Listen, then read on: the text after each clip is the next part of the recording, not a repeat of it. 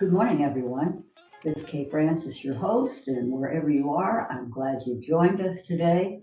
And here we are on YouTube, and we're going to be on it continually. And until our audio is taken care of, this is where you'll come.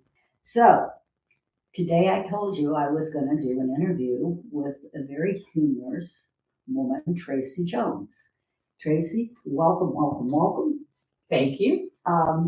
We're really glad to have you, and I'm very glad to have you, and I hope we have a little fun today, and I want you to just relax and just enjoy yourself, okay? Okay. All right, let's just get right into it. Please tell our listeners how your caregiving began, because as I told you in the description, Terry's caregiving was ongoing for like 30 years and maybe even before that. As I noted in our podcast on caregiving, I talked a lot about the different types of caregivers and that it's not really recommended for a family member to do it because of the emotional attachment.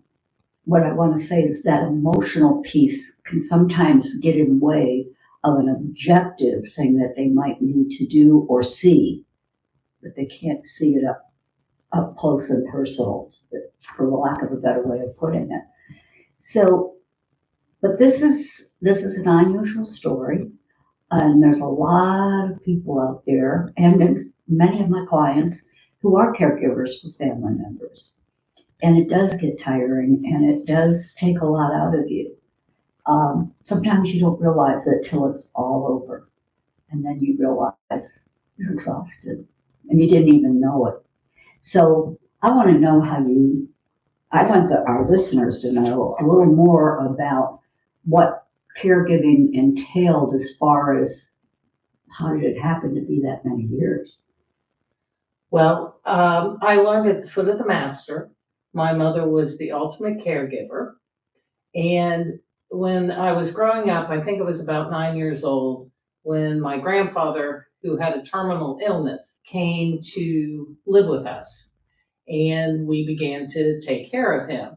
And when I was in high school, I had to be home every day at 4 o'clock because his passion was going to the grocery store Monday through Friday.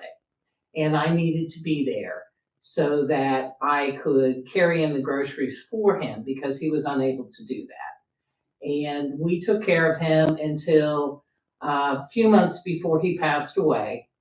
We had to put him in a nursing home. But we all kind of took turns caring for him, although my mother was the primary caretaker. And she also would come to the home of anybody who was seriously ill and in the last stages of their life and help care for them. And so we would lose her sometimes for up to 3 months at a time when she would go to stay with relatives and care for somebody and help whoever was the primary caregiver. That's interesting. How did you feel when she had to be away that long? I was a young person in my mid-20s when Okay. that started. So it didn't impact me with her caring for me and my brother and the family and all that. But I learned that that's just what you do. You had a good foundation for it if that's what your mother did. Yes, it was just something you accepted. And yet she wasn't a registered nurse, was she? No, she was not. This was all volunteer on her part. It was. She understood Wow. what it meant to try and care for someone by that was that gravely ill. Going a little more into that, who in your family had a sense of humor? Because today, what Tracey is going to bring to us is how she found and what the humor within all of this for her. What did it do for you? Well, I got my sense of humor from my mother. Okay. She, as a kid, we seemed to find ourselves sitting in the car waiting for my father on a regular basis, and she would just see somebody passing by the car, and she would make up a story about them. Sometimes they had an illness, sometimes they had way too many children. You just never knew. but she had a wonderful sense of humor and an overactive imagination. And that combination led to a lot of laughs. It sounds to me like you and your mother were pretty close. One of my friends has described it as, it's not that the apple didn't fall very far from the tree, it was still on the tree. So yeah, we were quite a duo. Did you ever have to deal with that? Us being a duo? Of being the same apple? No. Oh. Now that's denial, in case you want to know, audience. All right, so let's go to number 2 that I want to ask you a little bit more about your family. And tell us maybe the progression of how it started in the family, and move through all the people that you so kindly took care of. Well, it was 1999. My father, well, I take that back. It was 1997, and my father was diagnosed with cancer. And my parents lived about 1,000 miles away in San Antonio, Texas. So over the next couple of years, I used the full complement of my 90 days of family medical leave to go and help my mother, especially in the latter days of his life. He passed away in the spring of 99, and I would try and get there as frequently as possible. And luckily, since it was the spring, I was there. I was probably only home about 3 or 4 weeks out of that time frame from the first of the year until he passed away in March. Mm-hmm. And because it is too much for one person to have to deal with somebody, and this was kind of the early days of hospice, and it hadn't been refined to the point it is today. So they would bring in a hospital bed and an oxygen concentrator, and you would get medication, and a nurse would stop by once a week, and that was it. Mm-hmm. And so she, I realized the help she needed. And also the last time I had to travel there, before my father died, I could hear it in her voice that she was overwhelmed. She told me, she said, I don't know how the pioneers did this. And so, and then from there, later that year, my husband was diagnosed with cancer. And so he had to have surgery and chemotherapy. And as he was going through the chemotherapy, we realized that he had Parkinson's. Oh boy. So that opened a whole new chapter. And it was very interesting. I didn't know what that would mean. I understood the progression of cancers and going through chemotherapy because my father had been there. But I didn't realize what a long-term progressive disease would look like. Mm-hmm. And I think that was a blessing. Well, also, Parkinson can, come out in different ways at different times in people. It's not always just, we can expect this, this, and this. Well, a neurologist explained it to me this way. She said there's about 50 different symptoms you can have with Parkinson's, mm-hmm. and every patient just goes in and picks about 10 of them. So, no 2 Parkinson's patients are normally exactly alike. Yeah, and that makes it difficult. Well, my husband chose Parkinson's-related dementia, so that made life very entertaining.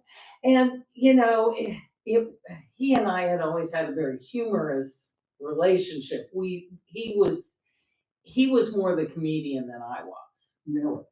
Oh, yes. Oh. Yeah, I always teased him that he should have been a stand-up comic, but he was afraid to, so he went into sales. It was the perfect outlet. What could be better? What could go wrong? I love it. So he was diagnosed in 2000, and he passed away in 2023. And in between that time frame, my mother became terminally ill, and she came to live with me.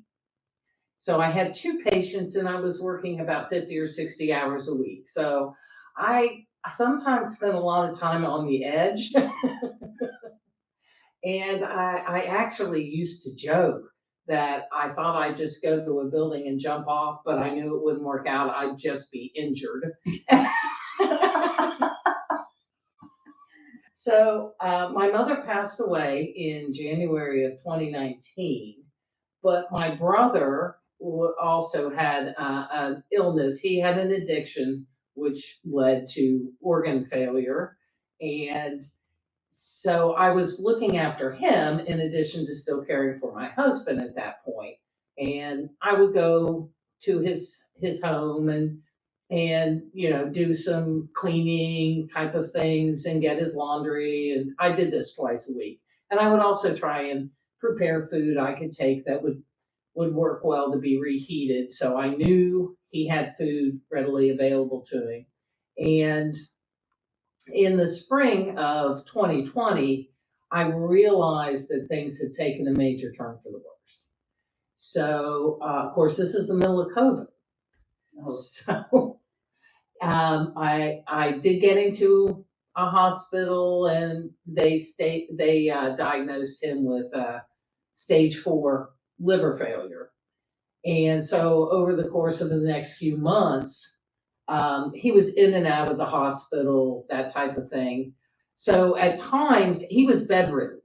Oh. And so that became very, very stressful. I had him and I had my husband, and at one point I felt like I could get away for half an hour to go to the grocery store. But to get to a pharmacy or anything else, that was going to take longer, and I was afraid to leave the house for that long. So I had a friend, a very dear friend, who I knew would pass by the stores I needed to go to in my house on her way home from work. So I would call and put in my order, and she was very kind, and she saved me. She would stop and pick up whatever I needed. But you say that's important to have someone that can help you. Many people feel that they can't ask for help, and that is not good.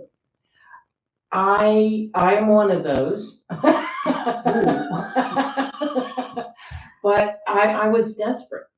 And I am one of those people who you feel like you're imposing on others. And part of it is, with the caregiving, what the toll it can take on you because you're there. And you think, I don't want to impose this on anyone else. Mm-hmm. But I knew that she had helped look after her parents in their later days. So I knew she would understand. Did you ever think during that time that maybe you should have brought somebody from the outside to help you? I wished I could have, but I wasn't. Part of it is I left this part out. In 2017, I left the workforce. I realized taking care of my mother and my husband, I just couldn't work and do that anymore. Part of it was my mother's disease had progressed to the point where she needed more care. And in the past, even though she was tethered to an oxygen concentrator, she was still pretty mobile, and she was still really helping me with my husband. And between the two of them, they could kind of look after each other during the day. So, but in 2017, I realized that it was taking a toll on me. And I also realized one other thing, and that is you don't get a second chance at time. And I realized these were two very important people, and I wanted to spend a little time left before they were gone. I can understand that. I can understand that. That's a lot of loss. It is. It's a lot of loss. Did you even have time to grieve these different people, being family members? I don't know that I really got a chance to grieve my mother because I almost immediately went into caring for my brother, even though he wasn't in the home at that time. I was preparing food to take to him. I was doing basic cleaning and laundry and whatever. But you just kind of fall into it and figure out a pattern and go with it. Well, I think when you start out very young, feeling a responsibility such as you felt, and your mother having a sense of humor probably made it look easier than it was. Yes. And then you're there, and luckily and wonderfully, you got her sense of humor.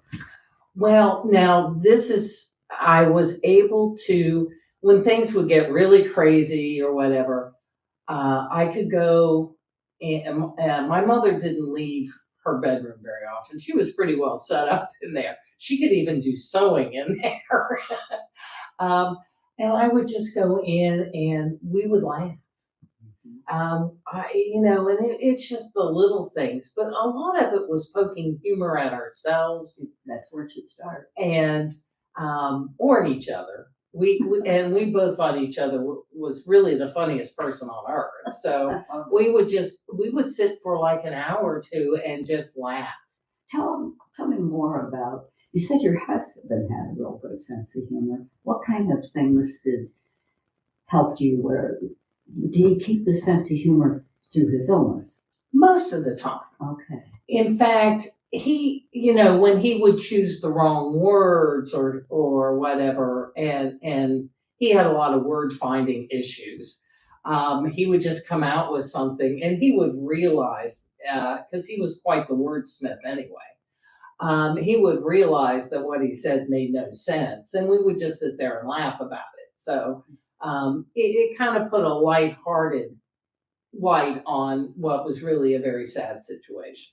But we found humor in it. And now that was one of the things, it happens so slowly over time because it's over a 20-some year period. You don't realize that his humor did drop off. You know what you're married to when you go to, he loved going to the grocery store, and especially at the checkout line, because you go through the checkout line and the woman says, "How are you today?" And he would always start, "Well, I've got some lower back pain," and he would go into this long thing about all his troubles, just to see the reaction of the clerk. And 99.9% of the time, they totally ignored it. They never said a word about it. So you did all this very convincingly, like the good salesman that he was. Oh yeah.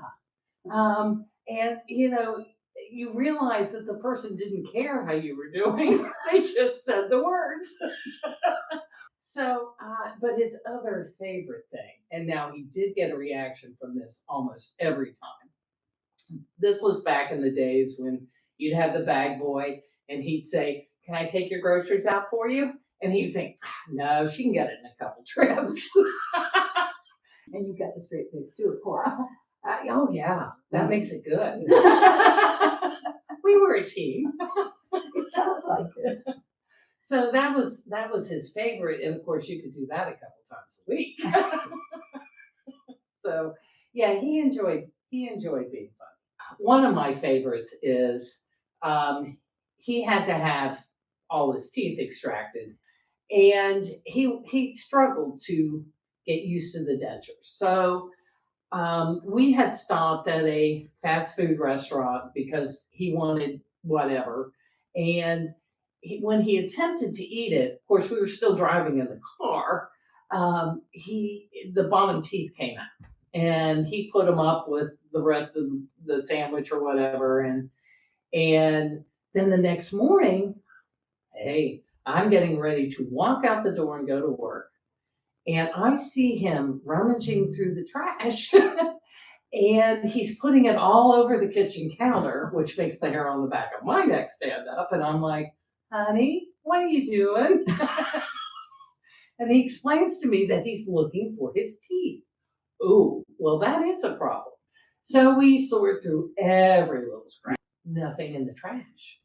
We looked under every piece of furniture. We stripped beds. We did everything looking for these teeth, and they were nowhere to be found. And my mother, she wasn't ill at this time, but she was staying with us, so I'm assuming that he had had some kind of a procedure done and needed somebody to look after him during the day. And so she said to me, Tracy, go to work, they'll turn up. So at this point, I'm a half an hour late for work. And I've got a half an hour drive to get there. So on the way, I hear my phone going off and it's in my purse. And I thought, well, I'll just, I'll worry about it when I get to work. So I get to work, settle into my office, get my phone out. And sure enough, the call has come from my home and there's a voicemail.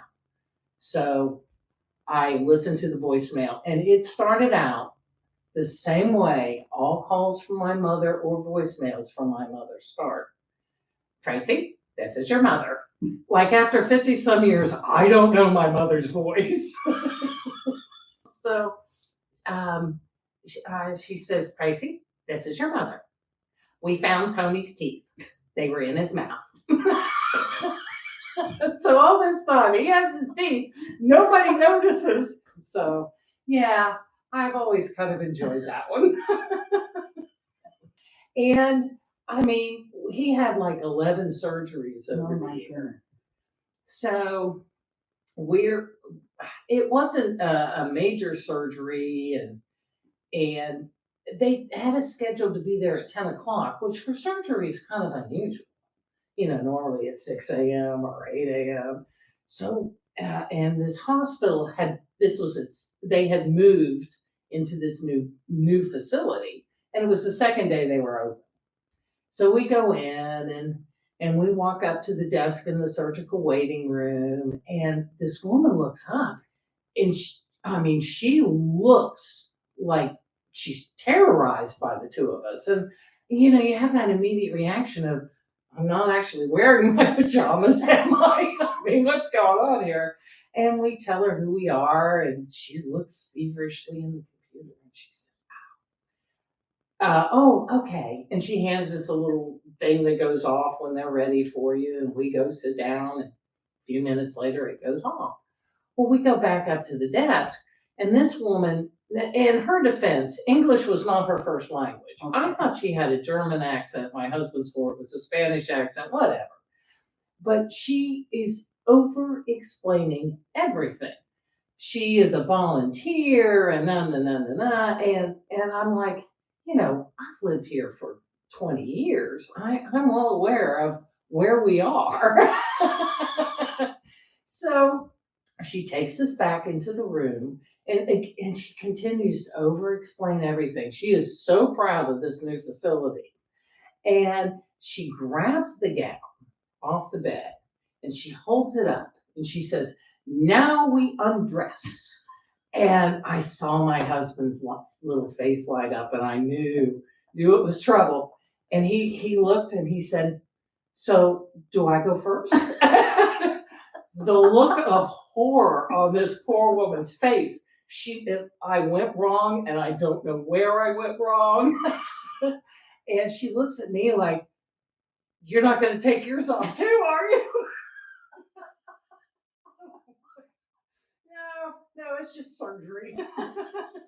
Just so many things that in the worst moments, in the darkest moments, if we don't take ourselves all that seriously. This was serious. You said something to me back a while ago that I found very important and very interesting. And you said about your identity,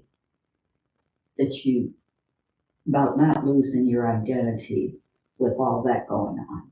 It is hard. You can get seriously lost and if you take a hard look at it, there's no joy there really. Watching the ones you love who are ill and how it's going to end, but taking the time to enjoy the time you have left with them will fill your heart. Well, it certainly makes sense to laugh with them. You told me a story once, and maybe we'll wind up with this story because it was amazing about the cord. Oh, well, early on in my husband's chemotherapy, he was diagnosed with a serious blood clot. I mean, we didn't have to worry about the blood clot killing him. It was far too large to go anywhere. The hematologist said, you need to keep that leg propped up. Of course, he was on blood thinners and keep heat on it. Well, I come home from work one evening and I need to add to this. I had a dog that had just had ACL surgery. Oh gosh. And I come home from work one evening. Well, I've got my husband, he has his leg propped up on the arm of the sofa and the heating pad on it. And I've got the dog on the other end of the sofa with her bad leg propped up against the back of the sofa. And you do have that moment of, this is what my life has become. So the next evening I come home, he is the cat that ate the canary. He is grinning from ear to ear and pointing at his leg. And I look, and he has duct taped the heating pad to his leg. It was annoying him falling off all the time. And he explains to me that he has attached a 25-foot extension cord to this heating pad, and that he can get to the kitchen and the bathroom. So I was a little suspicious about it. The chemotherapy he was taking, there were two side effects, and he only had the one, which was diarrhea. So, and you could set your watch by it. Around 5 or 6 o'clock every day, it was going to start. And so all at once he gets that urgent call and he jumps up to run to the bathroom. Well, that 25-foot extension cord has now captured the coffee table.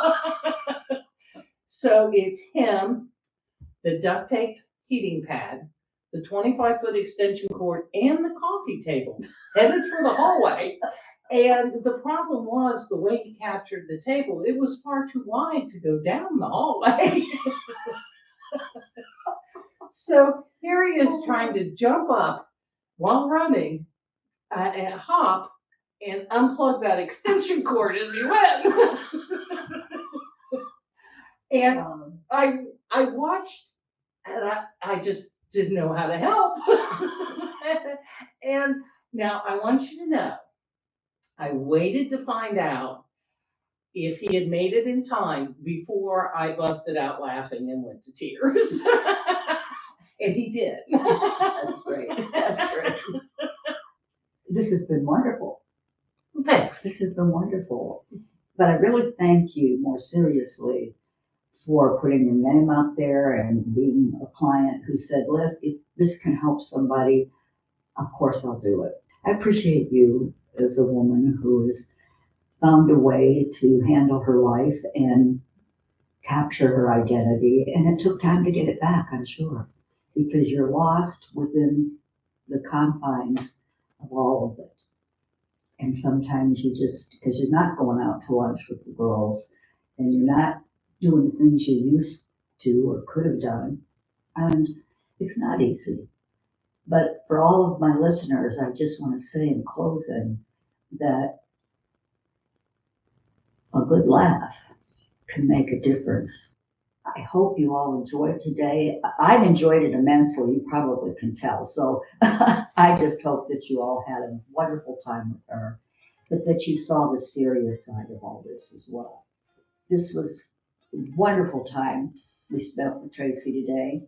Like I say, in closing, keep the faith, never give up hope, and know when to let go. God bless.